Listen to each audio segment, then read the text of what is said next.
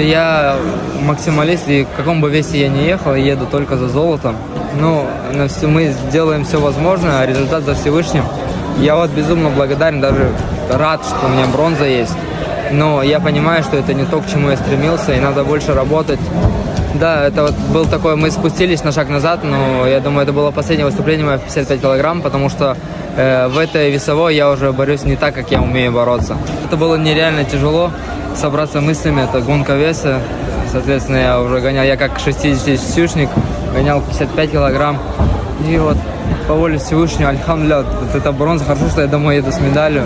Это было очень тяжело. Вчера я еще бегал, вес гонял.